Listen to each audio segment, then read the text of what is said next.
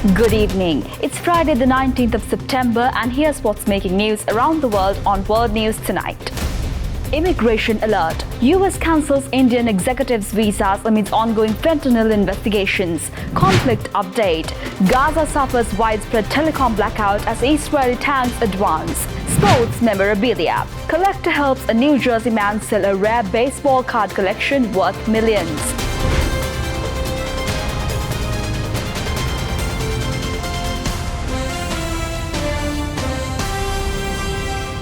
From Colombo, this is World News Tonight with Amarsha Fernando. Good evening once again. The US Embassy in New Delhi has revoked and denied visas to several Indian business executives over alleged involvement in trafficking fentanyl precursors, chemicals used in producing the opioid. While the identities of those affected remain undisclosed, the move underscores ongoing US-India cooperation against drug trafficking. The U.S. Embassy in New Delhi announced a revocation and denial of visas for certain Indian business executives and corporate leaders, citing their involvement in trafficking fentanyl precursors. These chemicals are essential in manufacturing fentanyl, a synthetic opioid linked to a significant number of overdose deaths in the United States. The embassy did not disclose the identities of those affected but confirmed they are Indian nationals.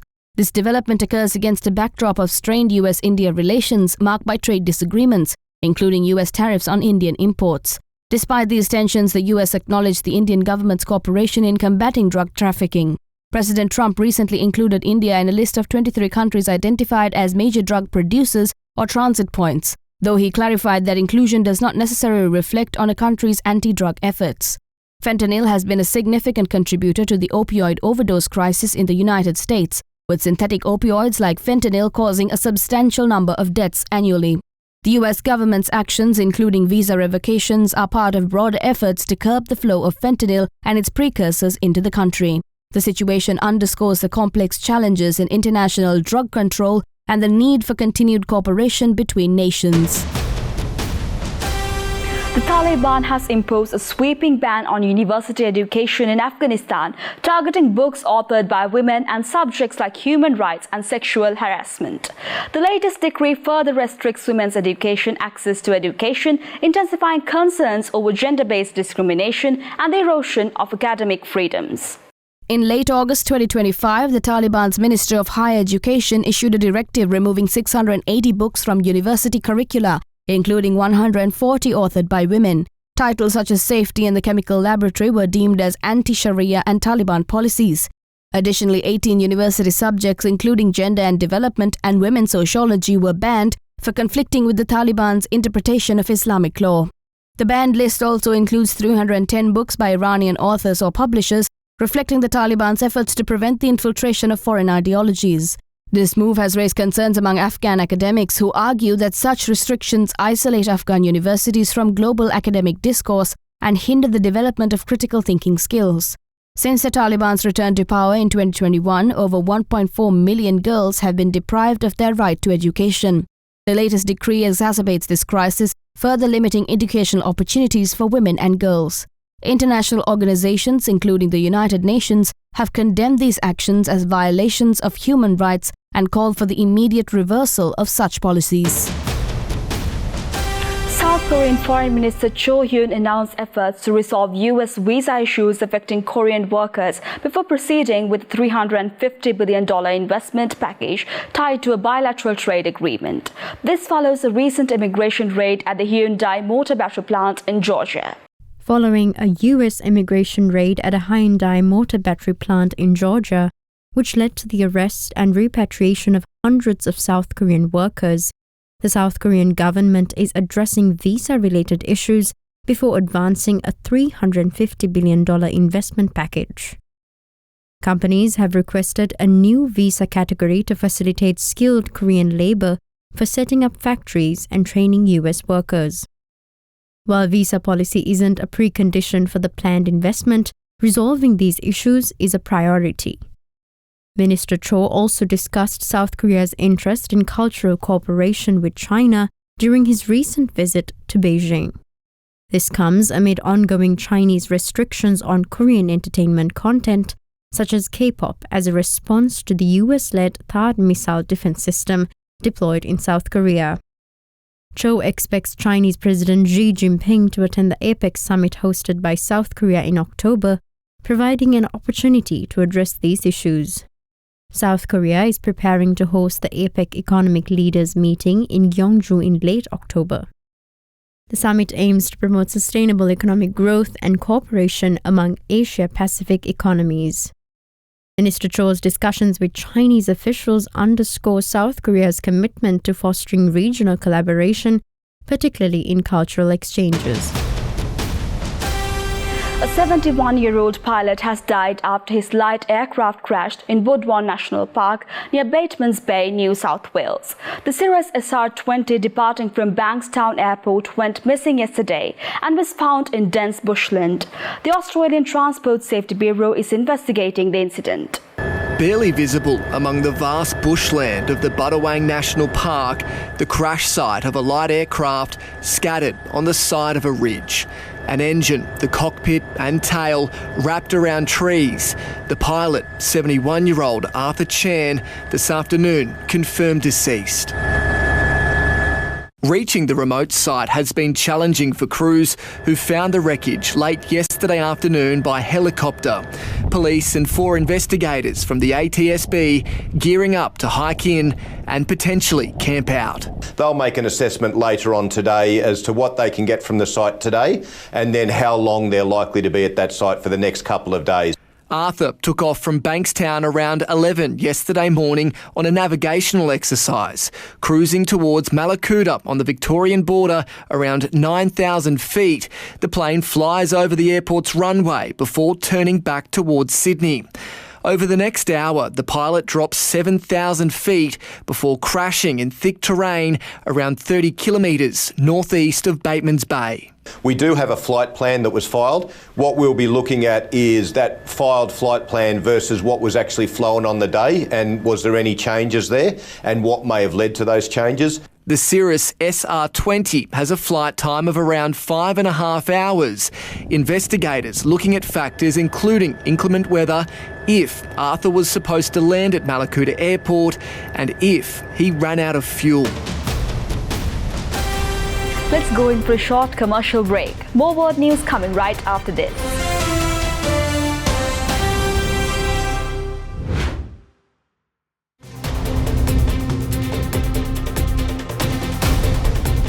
And welcome back. President Donald Trump expressed deep disappointment in Russian President Vladimir Putin, stating that the Ukraine conflict, which he once believed would be the easiest to resolve due to their relationship, has become his biggest disappointment. Meanwhile, Putin announced that over 700,000 Russian troops are currently deployed in Ukraine. U.S. President Donald Trump says Russian President Vladimir Putin has really let him down, citing stalled peace efforts as Russia's war in Ukraine drags on.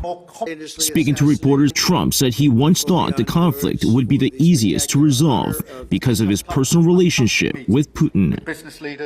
The one that I thought would be easiest would be because of my relationship with President Putin, but he's let me down. He's really let me down. It was going to be Russia and Ukraine, but we'll see how that turns out. He admitted that it has become his biggest disappointment, adding that he still hopes for some good news soon. Over in Moscow, President Putin announced that more than 700,000 Russian troops are now deployed in Ukraine's combat zones, and also spoke of job quotas for soldiers with government bodies. There are more than 700,000 now on the front line, so we should choose among them. But we should choose those who are motivated and are prone to this kind of work. Putin said while not all servicemen will see themselves as future civil servants, the Russian leader backed the idea of granting veterans additional privileges once they return home. He also stressed that achieving victory in Ukraine remains Russia's key task and highlighted demographic challenges as the next priority for his government, signaling that the war effort and domestic stability remain closely linked in his agenda. The remarks underscore two very different perspectives. President Trump voicing frustration over the lack of progress toward peace, and President Putin doubling down on a long-term campaign that continues to reshape both Ukraine and Russia's internal policies. The United States vetoed a United Nations Security Council resolution yesterday that called for an immediate, unconditional, permanent ceasefire in Gaza, the release of hostages held by Hamas, and the lifting of Israeli aid restrictions. This resolution was opposed by 14 of 15 Council members. 14 in favor, 1 against. The United States has once again blocked the adoption of a ceasefire resolution on Gaza. It fails to condemn Hamas or recognize Israel's right to defend itself, and it wrongly legitimizes the false narratives benefiting Hamas, which have sadly found currency in this council. A single veto is enough to block a resolution when it comes to one of the 5 permanent members of the Security Council. The United States and Russia have used it most. The text focused on 3 agreed-upon areas: a ceasefire in the Gaza Strip, the release of all hostages held by Hamas and other groups, and the entry of humanitarian aid into the enclave. This draft resolution represents the bare minimum that humanity, legality, and morality dictate. It is deeply regrettable and painful that it has been blocked. By blocking the resolution, the U.S. has once again protected its ally Israel, despite famine being confirmed in Gaza. A decision that sparked criticism from council members throughout the international community. Forgive us, because the world speaks of rights, but deny them to you, Palestinians. We can all see that an absolute tragedy is unfolding in Gaza. This draft resolution was focused on humanitarian issues. Australia, Belgium, Canada, France, and the UK have said that they will officially recognize the State of Palestine soon, some of them during an upcoming high-level UN conference on the two-state solution. Last week, the General Assembly, another organ of the UN, adopted by large majority a resolution penned by the co-chairs endorsing the solution. Israeli tanks advanced into 2 key Gaza City areas yesterday, while internet and phone services were disrupted across Gaza Strip, signaling a potential escalation in ground operations.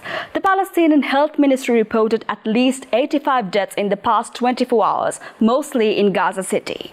Residents of Gaza City said they'd spotted Israeli tanks advance in 2 areas that were gateways to the city's center. Internet and phone lines were cut off across the Gaza Strip, a sign that ground operations would escalate. Israeli forces control Gaza City's eastern suburbs and in recent days have been pounding the neighborhoods of Sheikh Radwan and Tel al-Hawa.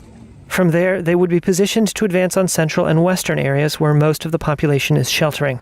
Bassam al-Qanu is a displaced Palestinian from Jabalia. Our children don't sleep at night because of the shelling and the bombardment, and we are at the beach. Boats are shelling, planes are striking, and tanks are shelling. We are scared, but what can we do? Gaza's health ministry say at least 79 Palestinians have been killed by Israeli strikes or gunfire across the Gaza Strip in the past 24 hours. The Palestinian telecommunications company said in a statement that its services had been cut off, quote, due to the ongoing aggression and the targeting of the main network routes. The Israeli army did not respond to a request for comment on the blackout. In a statement to the media, the military said troops were expanding their operations in Gaza City, dismantling what it called, quote, terror infrastructure and, quote, eliminating terrorists.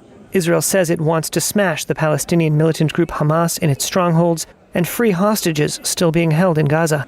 Its latest major offensive after 2 years of devastating war has drawn international condemnation.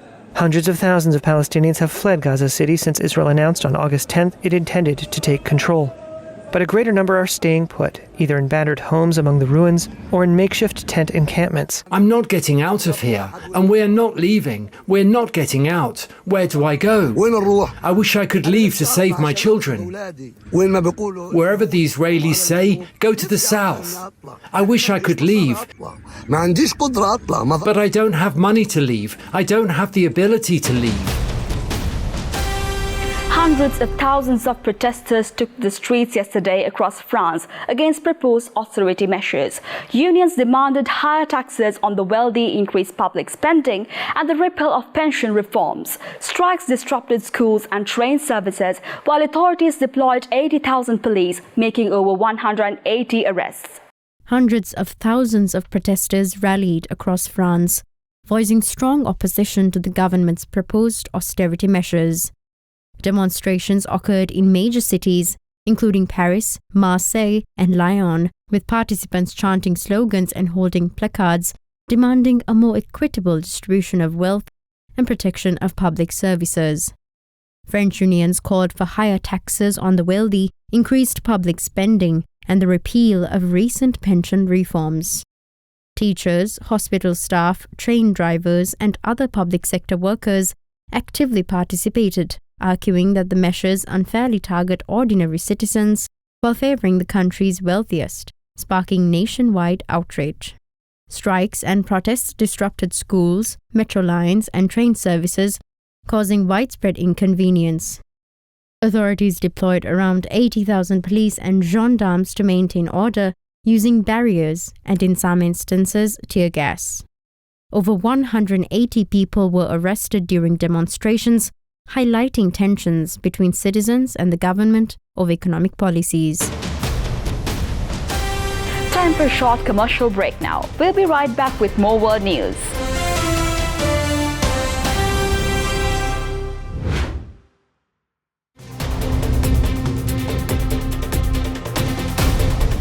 And welcome back.